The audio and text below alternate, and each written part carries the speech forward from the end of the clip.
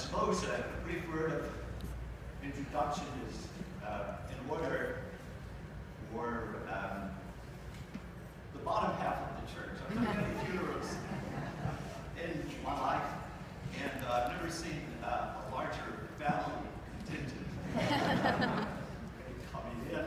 It's a testimony to this great Connolly Gentile family. My name is Aidan Carroll. I'm the first cousin of the late Mr. Connolly, Joseph Connolly. I always called him Mr. Connolly. My mother was one of 10 children. She was the youngest, and Joe's mother was the oldest, and so there was a big age discrepancy there. And I just gave him a Mr. Connolly, just for safety's sake.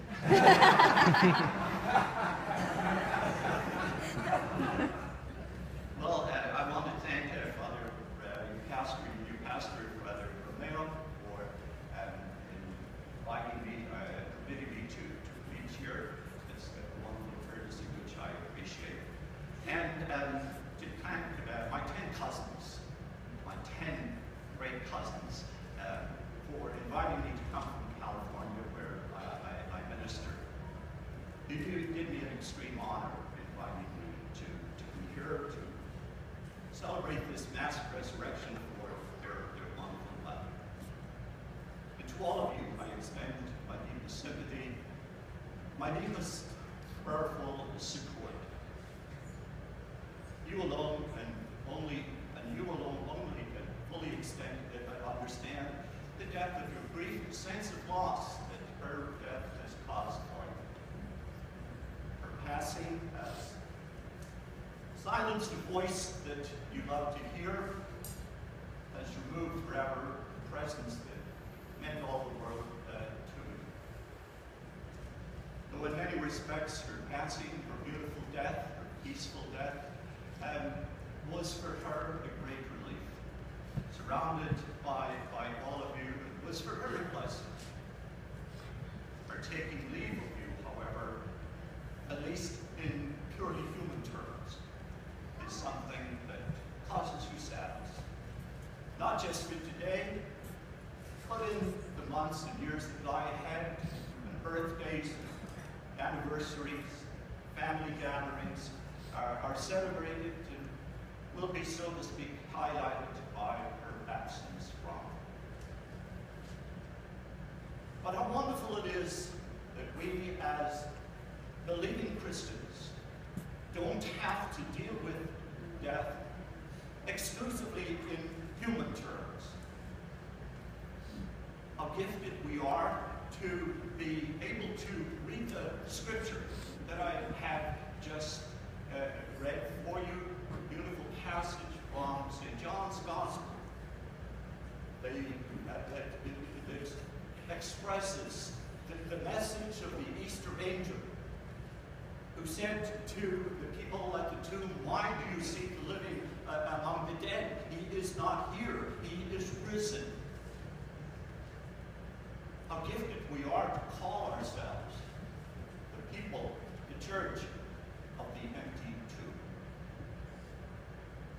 And as I said, St. John's, this passage from St. John's Gospel, chapter 14 of his Gospel, I think expresses this Christian hope with regard to the passing of our brothers and sisters from this life. It contains, first of all, an invitation, a beautiful invitation. Jesus said to his disciples, and remember he is speaking to them now at the Last Supper, the last few precious hours that he would be present with them. And he says to them, "You have faith in God, have faith also in me." No small challenge when you consider what was to happen to him within the next 24 hours. You have faith in God, have faith in me. And he followed up that invitation with a beautiful promise. He said, "If you do have that faith in me, I promise you, I will come again and I will take you to myself, that where I am, you also may be. And I suggest to you that what we are doing here this morning, what we have gathered to celebrate, is to testify and to celebrate this twofold reality, that this great woman, Emma Gentile Connolly, heard that invitation, and she lived her life in the light of its promise. You have faith in God, have faith also in me. And I suggest to you that truly Emma Connolly was a woman of faith. Her life was a life of faith. And there are three ways that it seems to me, from my knowledge and interaction with Emma, that she manifested that faith. First of all, as a Catholic wife and mother. On June 22nd, 1988, I was privileged to stand in the same pulpit and do the massive resurrection for her husband, her late husband, Joseph. And how she loved, how she worshipped her husband all those years. She missed every day since he died on that fateful day.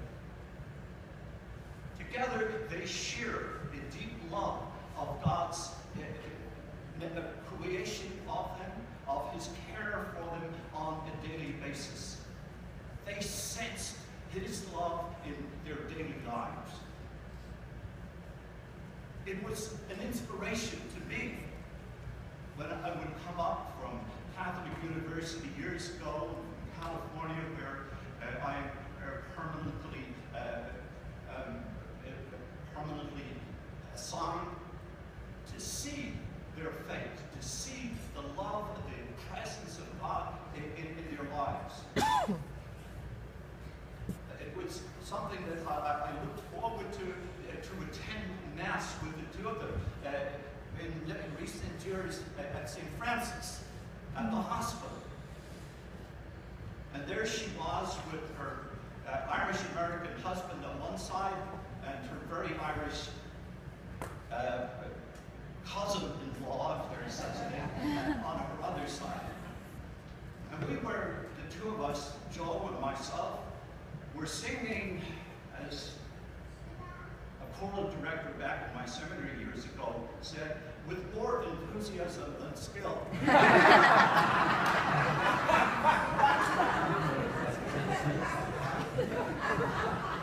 And here was this poor lady, with her rich Italian soprano voice trying to overcome.